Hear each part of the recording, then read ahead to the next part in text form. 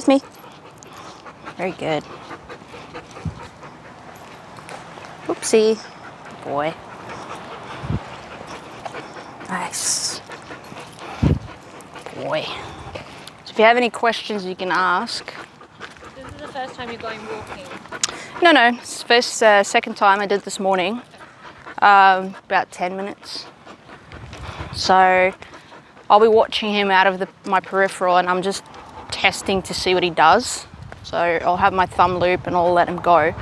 So you can see he's checking in. His ears are also kind of my way. And then I'll just do my 180. I want to catch him. I don't want him to get like a super aversive pop. So I actually soften it as well. So as he's going, I actually soften it a bit. Is it because he's still learning? Yes.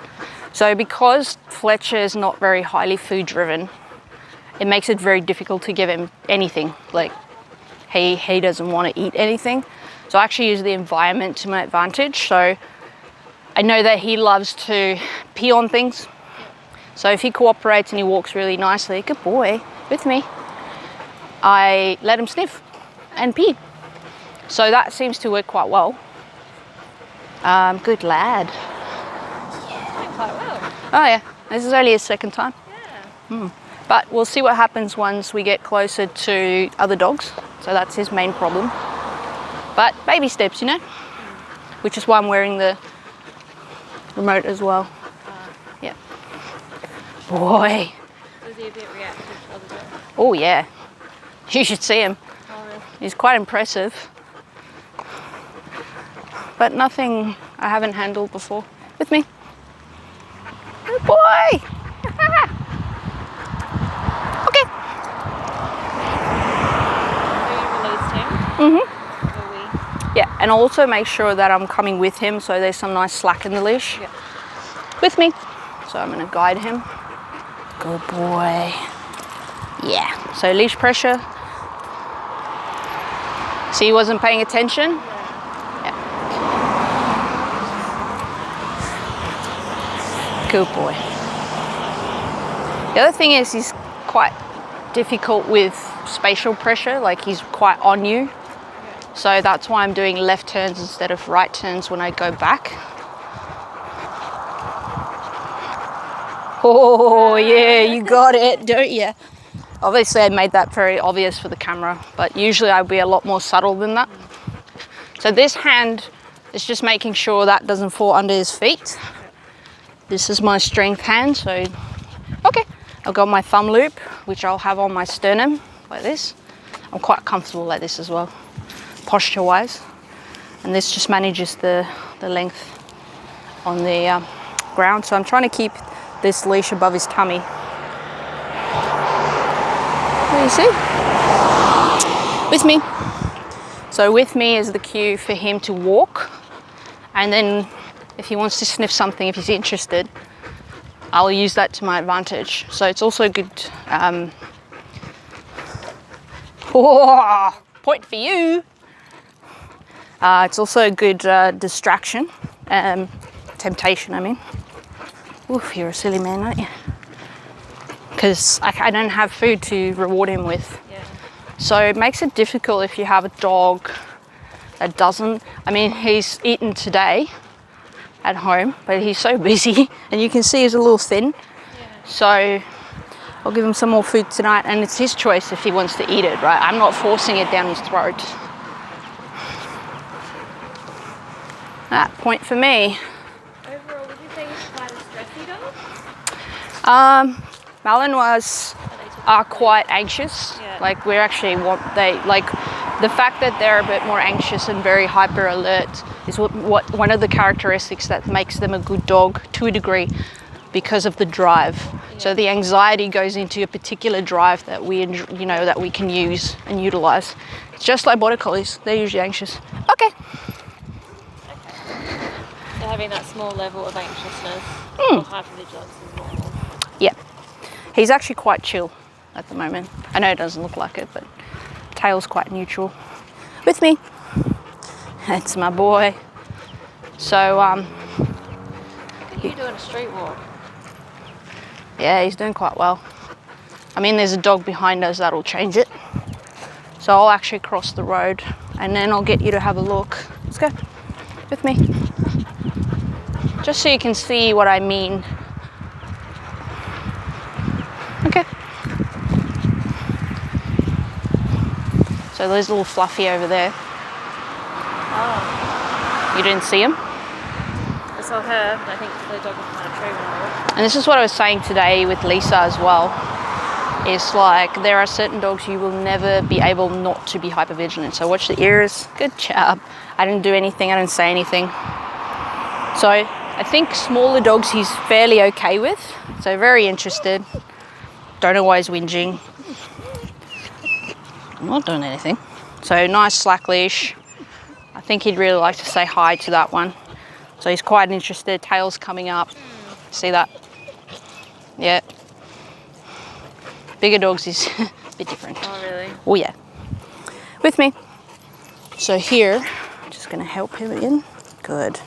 Let's see what happens when we're behind them. Fletcher, sit down. With me. So there should be a lot more of him pulling. So you can see the tail still up. I can see it in my peripheral. So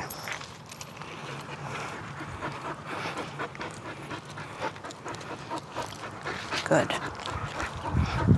So you can see the attention. You can hear the breathing's changed as well. Yeah. So His ears are like up. lots of wrinkles. He's not paying too much attention to me.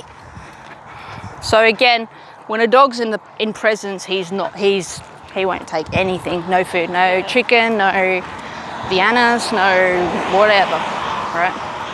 No bacon, hey? And the whole idea of the walk is, again, it's all about the leash. So he has a range. Oh, good boy.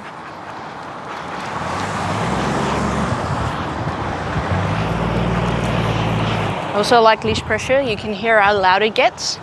So the more traffic comes and goes, the less likely the dog will hear you. So I can go like this, and I can ask him to sit down with the leash without saying anything, right? So I can communicate. Let's go, with me.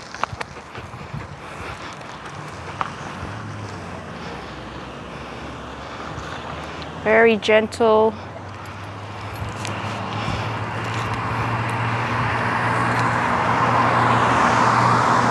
Yeah, good boy.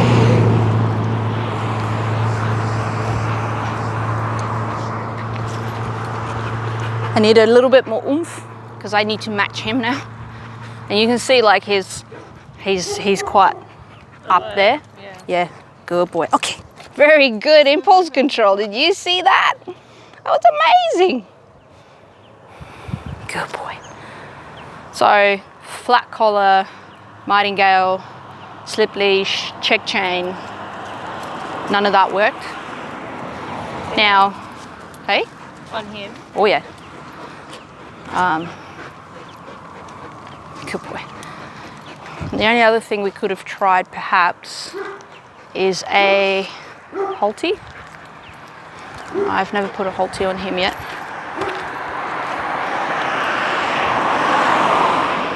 With me. Boy. So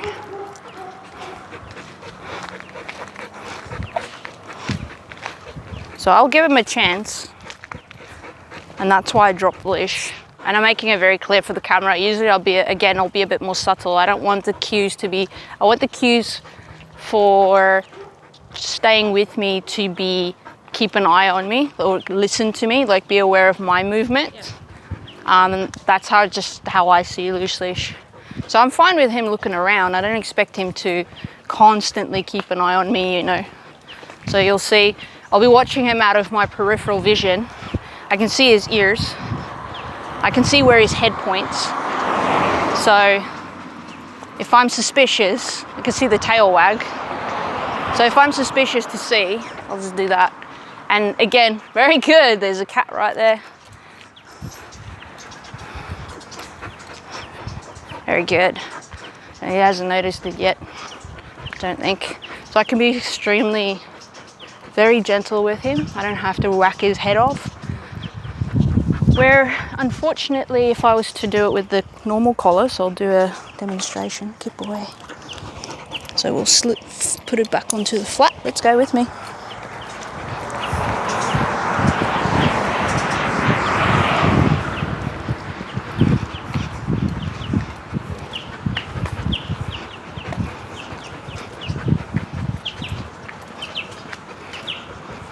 Okay. So he'll be a little bit wary until he feels the difference in texture on tactile feedback on his neck, and you'll see I'll have to become a little bit more harder on him with this flat.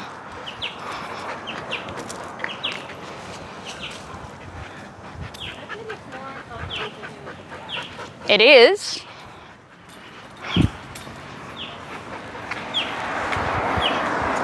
Boy.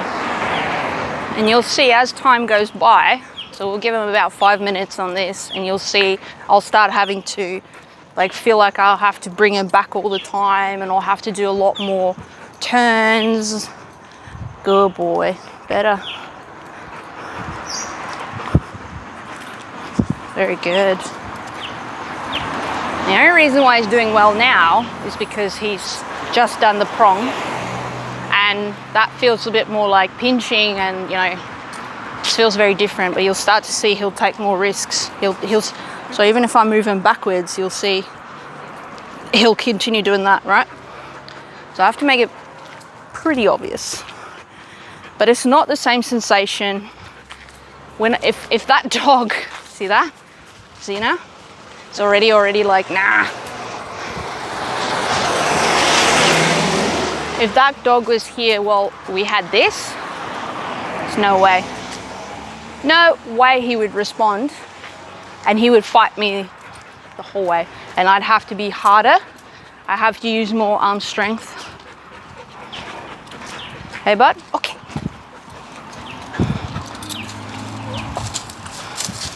And he just walks funny. Like he's like this. So, I mean, I'll swap him back because I don't really, the point isn't to walk him on the flat. Thanks. Flectcha. Sit down. Thank you, you're so lovely. Find that first.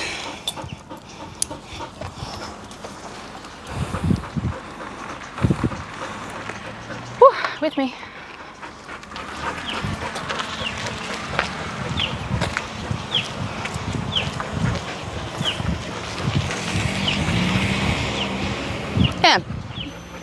Yeah, he does respond a lot better with the prong collar than he does the others.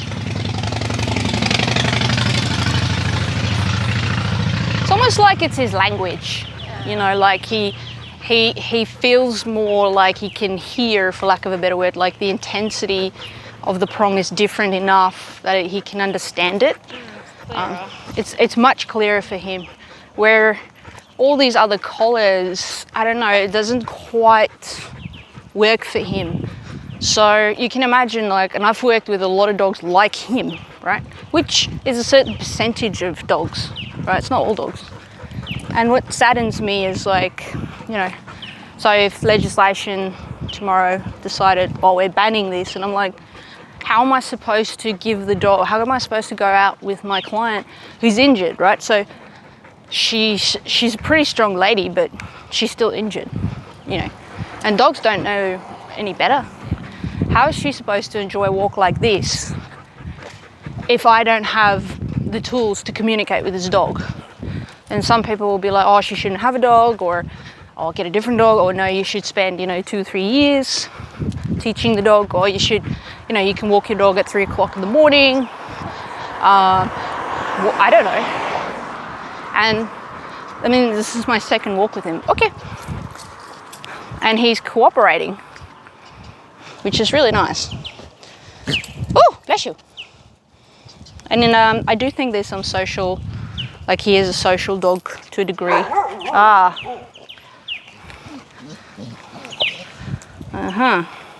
You'd be taking me off my feet. With me.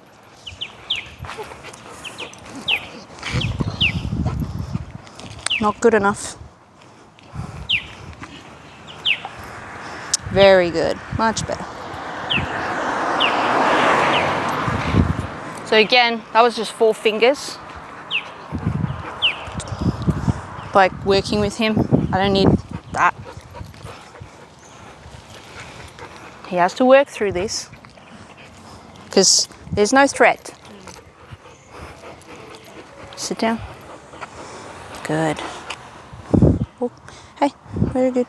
With me. Thank you. And I didn't do anything with the collar either. He actually did quite well. It was a really good decision that he made there. So he went in more into like a little bit of avoidance rather than straight off go at them. Didn't pull me off my feet. I could help him focus. I could direct him, which is really, really nice. Very good, buddy. Look. Oh, good. Sit down.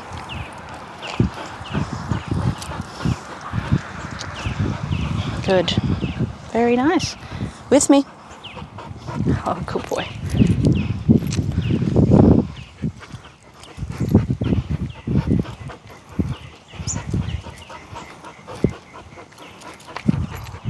Good boy. So you can hear that breathing escalate really quickly. The ears are up. You know, he's very hypervigilant right now. Look at him, he's like almost like flighty. So sit down. Very good. So I don't have to be harsh because he can respond and hear me. With me. And he's stressed now and he's focused on the dog. But, you know, I still have some shoulders, which is great. Good boy. So that's really good for him. So I would highly recommend this prong collar for this client. Teach her how to use it appropriately. You know, go through all the safety guidelines like you should.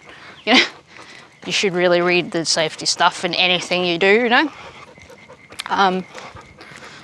You know, make sure she maintains it. Make sure she work with him on the day, which is the hardest skill to teach. So the 2 hardest skills to teach I'd suggest would be reading the environment, so you can learn how to adapt to give the dog the best success. And then the second thing is leash management from their point of view. So we'll see if we can give him a sniff across the road. All right, slow. Sit down. Very good. Very nice.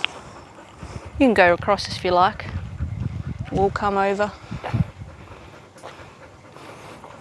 Nice. With me. I'll give him a sniff over there. Okay. So making sure that I can keep slack in my leash when he goes to say, you know, to do his little thing.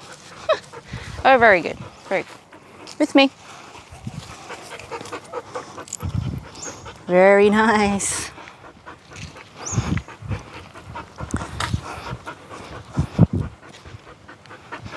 So I would say probably a lot of people will be looking down at the dog all the time. And subconsciously what they don't realize is they actually adapt to his speed. So I can walk a little bit faster, and you'll notice with his gait will also dictate how well he'll walk with me. Yep. So if I walk super slow, like he will struggle. Yeah. You'll see. So he'll go fast, slow, fast, slow. So there must be a pace that you can both maintain. I think it's a bit unfair to think that a dog with 4 legs who is faster than us has to always go our pace. It's just really finding that compromising, you know, ground. If I didn't have the prong collar, I would not be comfortable walking him. I'd be too afraid that he'll rip my shoulder blade out, you know, my shoulders out of my sockets. I'm not that strong.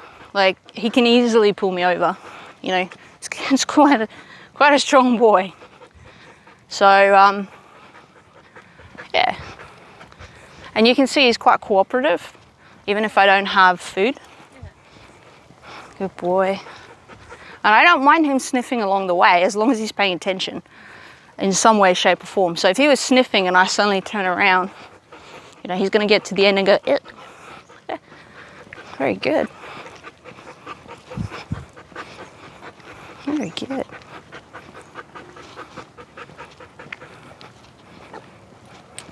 So a lot of people will actually tighten up on this and they'll grip it and they'll be like this. So Lisa actually taught me like a strategy, like if you think you're getting tight, just, you know, get those shoulders back a little bit of a roll, breathing. Because I'm quite secure like this. So if he was to pull me suddenly forward, woof, I'm right there. I've got him. So I'm stable. He's not going to pull me over. Got a thumb lock right there. So thumb loop. Keep this off the floor. And of course, one thing that's probably not the most popular opinion, I would suggest it's probably reasonable, is if he did pull me off my feet, I'd let go. Because if I get hurt, there's not really anyone who can help him. But if he gets hurt, I can still help him. Yeah. Of course, the point is not to get to that point. But it's like saying you're going to go parachuting and you realise there's no parachute. It's like, well, we don't really want to get to that point. You know, that's a really excessive example. I couldn't think of anything better. Gets a point across, though, I reckon. Like, how do you not get attacked by a shark? Don't go swimming.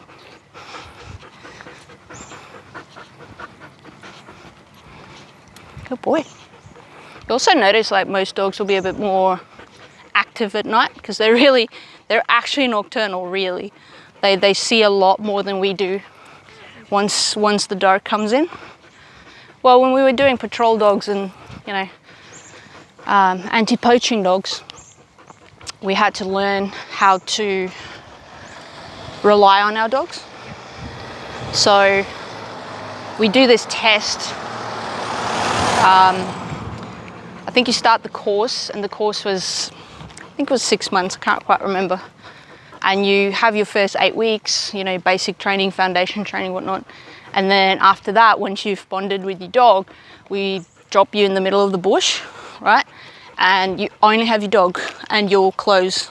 No lights, no weapons. How long for? The night. Obviously, we would be close if something happens. And what happens is the handler starts to learn how to read their dog. Like, is that a prey animal that's close by? Is it a predator? Is it a human? You start to learn how to read the dog. And if the dog's relaxed, you can be relaxed. Yeah. Because they'll hear, smell, see before you. So cool. Yeah. So, learning how to be relaxed with your dog, like trusting the dog. We always want them to trust us.